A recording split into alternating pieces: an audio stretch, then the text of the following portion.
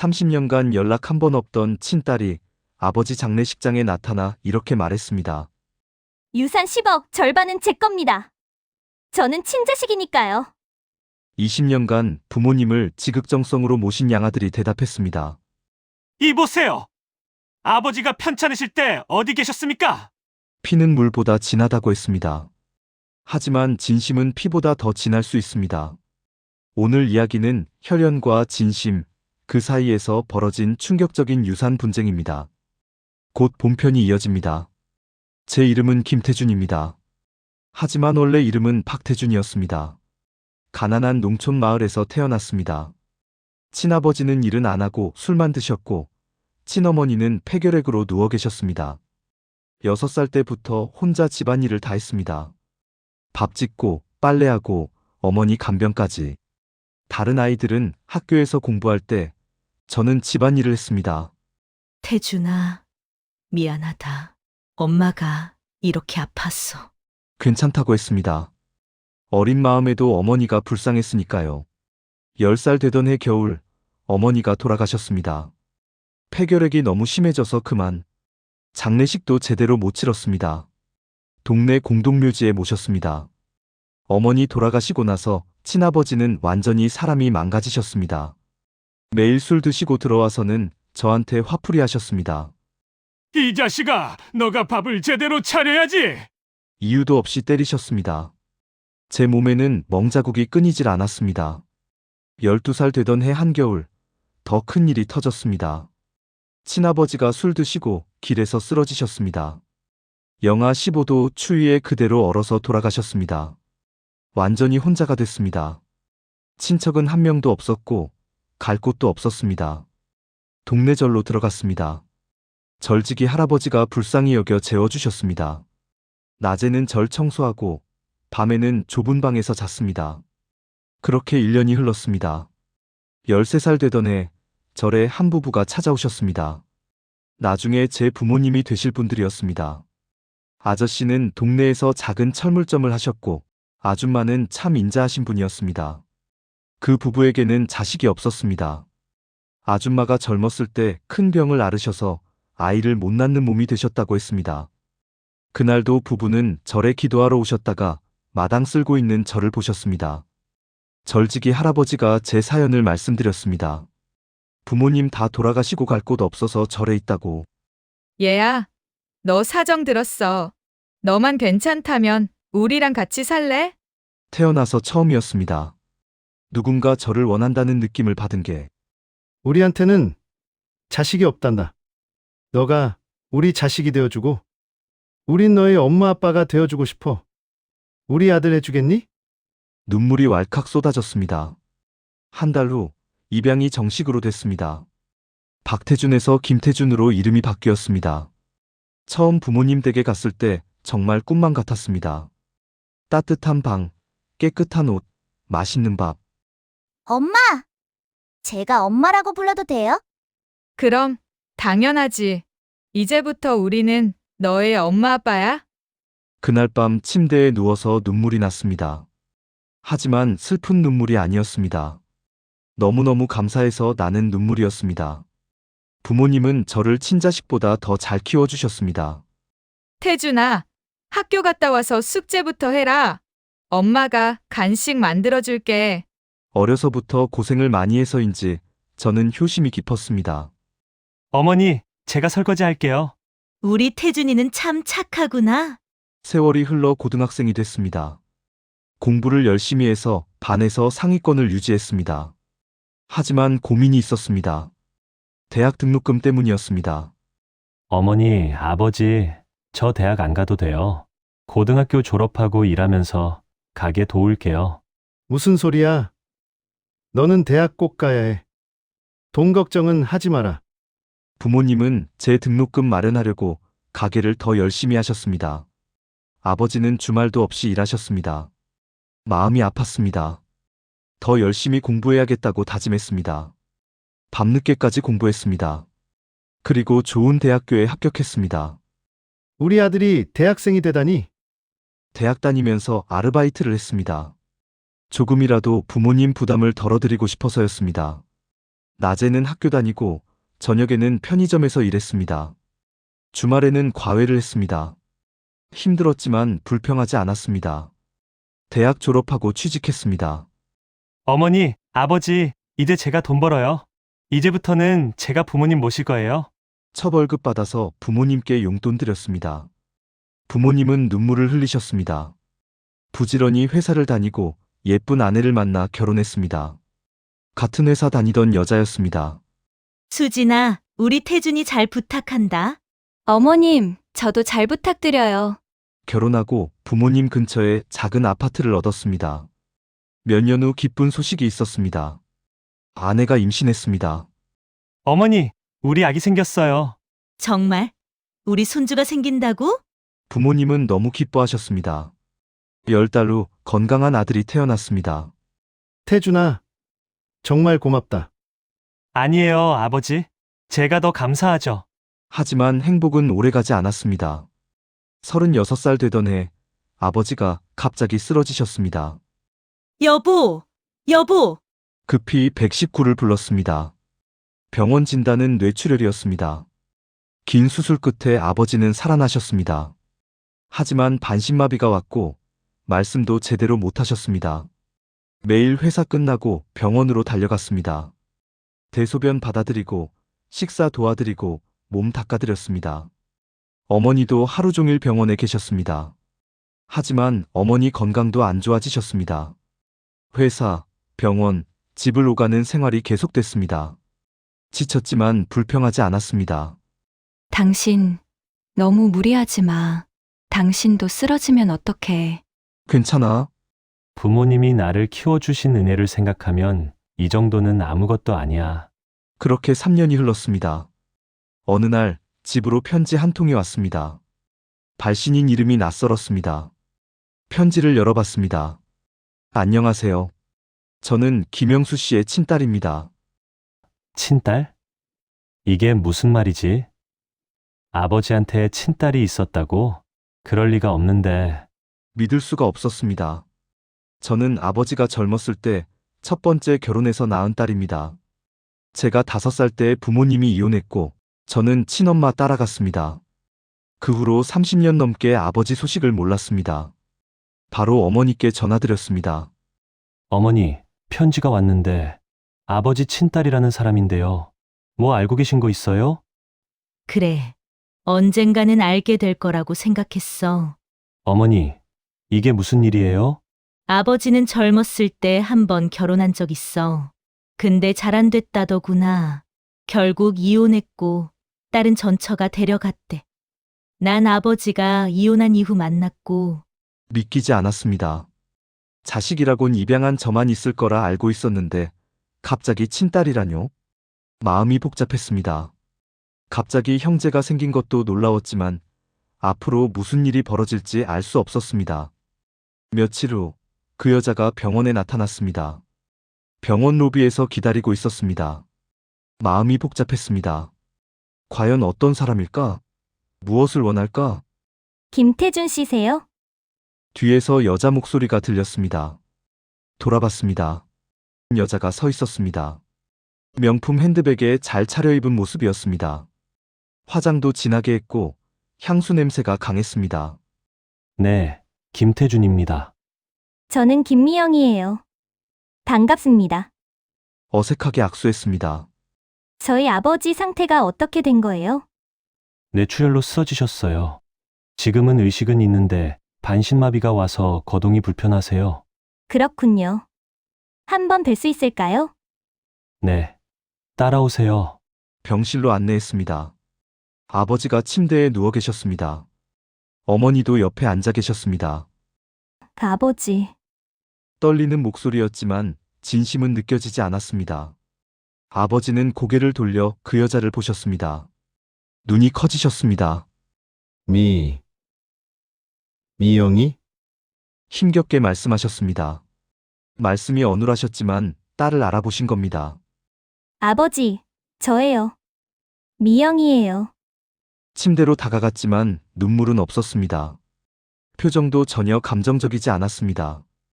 오랜만이네요. 30년 만이에요. 아버지가 고개를 끄덕이셨습니다. 어머니는 구석에서 그 여자를 조용히 응시하고 계셨습니다. 아버지, 많이 편찮으시네요. 언제부터 아프셨어요? 3년 정도 되었습니다. 그동안 누가 돌봤어요? 저희가 돌봤습니다. 아, 그렇군요. 태준 씨가 입양한 자식이라고 들었어요. 고생 많으셨겠어요. 말투에는 전혀 진심이 없었습니다. 마치 형식적으로 던지는 말 같았습니다. 그날 그 여자는 30분 정도 있다가 떠났습니다. 아버지, 다음에 또 올게요. 건강하세요. 병실을 나가자 불안한 마음이 들었습니다. 왠지 모를 불길한 예감이었습니다. 어머니, 저 사람, 뭔가 이상하지 않아요? 그러게 30년 동안 한 번도 나타나지 않았는데 갑자기 왜 온 건지 이해가 안 되네. 친아빠라고 걱정돼서 온 건가? 그 후로 김미영은 일주일에 한두 번씩 병원에 들렀습니다. 매번 짧게 들러서 인사만 하고 갔습니다. 아버지를 돌보거나 간병하는 일은 전혀 하지 않았습니다. 어느 날 조심스럽게 물어봤습니다. 저기요, 자꾸 찾아오셔서 아버지 간병하시지는 않고 앉아서 핸드폰 하시다가 과일이나 커피 드시고 돌아가시는데 솔직히 불편합니다. 진정으로 아버지가 걱정돼서 오시는 거면 간병을 하시던가 병원비를 부담하시는 게 맞지 않나요? 손님 대접만 받고 계셔서 말씀드리는 겁니다. 아, 저는 간병하는 건 안 해봐서 할 줄 모르고요. 병원비는 저도 형편이 어려워서요. 친딸이 아버지 걱정돼서 얼굴만 보고 가는 게 이상한 건 아니잖아요? 단칼에 거절했습니다. 하지만 그 여자가 입고 있는 명품 옷과 들고 있는 비싼 가방을 보면 형편이 어렵다는 말은 거짓말 같았습니다. 1년이 더 흘렀습니다. 아버지 건강이 더욱 악화되었습니다. 이제는 의식도 자주 흐려지고 말씀도 거의 못하셨습니다. 의사는 길어야 몇 개월, 마음의 준비를 해야 될 거라고 했습니다. 눈물이 났습니다. 아버지를 떠나보낼 시간이 다가오고 있었습니다. 그로부터 3개월 후 아버지는 결국 돌아가셨습니다. 조용히 평화롭게 눈을 감으셨습니다. 아버지, 아버지! 울부짖었습니다. 저를 주워서 키워주신 아버지. 진짜 아버지처럼 사랑해주신 아버지. 그런 아버지를 떠나보내는 것이 너무나 괴로웠습니다. 장례식 준비를 하면서 친딸이라는 김미영에게 연락했습니다. 아버지께서 돌아가셨습니다. 아, 그렇군요.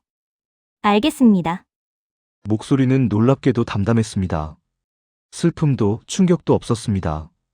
장례식 날 김미영이 나타났습니다. 검은 옷을 입고 왔지만 눈물은 없었습니다. 그저 형식적으로 절을 하고 조문객들에게 인사했습니다. 그리고 갑자기 물었습니다. 태준 씨, 장례 비용은 누가 부담하나요? 당황했습니다. 제가 준비했습니다. 얼마나 들었어요? 한 2천만 원 정도요. 그렇군요. 돈 들어오는 건 남을 것 같네요. 그 말 이후 더 이상 아무 말도 없었습니다. 돈을 보태겠다는 말도 없었습니다. 장례를 치르고 일주일 후 어머니와 함께 아버지 재산을 정리하기 시작했습니다. 어머니, 아버지의 재산 정리해야 될 게 있나요? 지금 살고 있는 집 하나랑 철물점 건물이 있어. 그리고 노후 자금이랑 저축해둔 예금이 조금 있지. 전부 얼마나 돼요? 아파트가 5억, 철물점 건물이 3억, 예금이 2억. 전부에서 10억 정도 될 거야. 생각보다 많은 재산에 놀랐습니다. 부모님이 그렇게 많은 재산이 있을 줄은 몰랐거든요. 어머니, 이거 어떻게 하면 돼요? 아버지가 유언장을 남기셨어. 모든 재산을 나한테 물려준다고 하셨어. 그러면 나중에 내가 죽으면 내가 받는 거지. 잠시 망설였습니다. 어머니, 제가 마음에 걸려서 하는 말인데, 친딸이라는 그 사람한테는 재산을 주지 않아도 되는 거지요? 어머니는 고개를 저으셨습니다. 미영이는 30년 동안 단 한 번도 연락하지 않았어. 아버지가 편찮으실 때도 도와주지 않았고, 아버지도 유언장에 미영이 이름은 적지도 않으셨어. 하지만 법적으로는 친자식이니까 유류분 청구권이 있지 않나요? 그건 그렇긴 해. 하지만 우리는 유언장대로 할 거야. 일주일 후 유산분배 통지서가 김미영에게 발송됐습니다. 고 김영수의 모든 재산은 배우자 이정희에게 상속된다는 내용이었습니다. 통지서를 받은 김미영은 즉시 전화를 걸어왔습니다. 무슨 뜻이에요? 왜 제 이름이 없어요? 목소리에 화가 가득했습니다. 아버지께서 유언장을 남기셨어요. 모든 재산을 어머니께 물려주신다고요. 말도 안 돼. 저는 친딸이에요. 법적으로 상속받을 권리가 있어요. 당장 변호사 선임할 거예요. 전화가 끊어졌습니다. 한숨이 나왔습니다. 예상했던 일이었습니다. 한 달 후 법원에서 송장이 도착했습니다. 유류분 반환 청구 소송. 김미영이 저와 어머니를 상대로 소송을 제기한 겁니다. 태준아, 이거 어떡하지? 어머니가 불안해하셨습니다.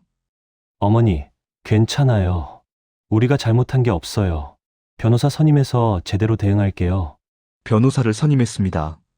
그리고 첫 재판 날짜가 잡혔습니다. 법정에서 김미영과 마주쳤습니다.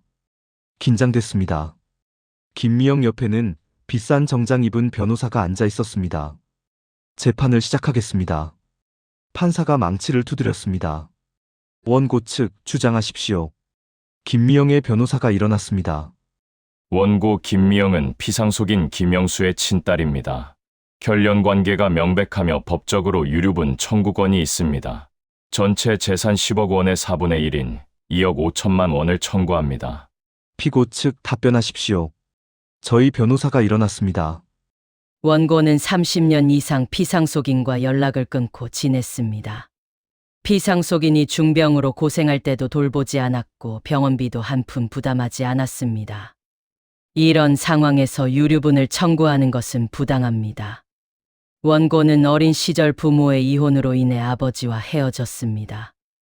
이는 원고의 잘못이 아닙니다. 김미영의 변호사가 반박했습니다. 하지만 성인이 된 후에도 30년간 연락하지 않았습니다. 이는 명백히 부양 의무를 저버린 것입니다. 부양 의무는 양방향입니다. 아버지도 원고에게 연락하지 않았습니다. 양측 변호사가 치열하게 공방을 벌였습니다. 재판은 6개월 동안 계속됐습니다. 그동안 엄청난 스트레스에 시달렸습니다. 회사 일도 제대로 못하고 재판 준비에 매달려야 했습니다. 더 큰 문제는 어머니 건강이었습니다. 재판 스트레스로 어머니는 우울증이 심해지셨고 불면증에 시달리셨습니다. 어머니, 괜찮으세요? 태준아, 나 때문에 내가 고생하는구나. 아니에요, 어머니. 이건 우리가 해야 할 일이에요. 어머니를 위로했지만 마음은 무거웠습니다. 재판 중에 김미영 측은 충격적인 주장을 했습니다. 김태준은 양자입니다. 혈연 관계가 없습니다. 따라서 친딸인 원고가 우선권을 가져야 합니다. 이해 있습니다. 입양은 법적으로 완전히 유효합니다. 양자와 친자는 동등한 권리를 갖습니다. 저희 변호사가 강력히 반박했습니다. 하지만 피상속인의 진짜 혈육은 원고입니다. 도덕적으로도 친딸이 우선되어야 합니다. 도덕적으로는 오히려 피고가 우위입니다. 20년간 부모를 헌시적으로 모신 것은 피고입니다. 법정이 점점 뜨거워졌습니다. 그때 저희 변호사가 새로운 증거를 제출했습니다. 판사님, 이것은 피고 김태준이 지난 20년간 지출한 부모 부양 비용 명세서입니다. 두툼한 서류 뭉치가 제출됐습니다. 병원비, 생활비, 각종 의료비 총 3억 5천만 원을 지출했습니다. 이 모든 비용을 김태준이 홀로 부담했습니다. 판사가 서류를 검토했습니다. 원고는 이 기간 동안 얼마를 부담했습니까? 김미영의 얼굴이 굳었습니다. 저는 형편이 어려워서 지출하지 않았습니다. 법정이 술렁거렸습니다. 원고는 한 푼도 부담하지 않았다는 말씀입니까? 네.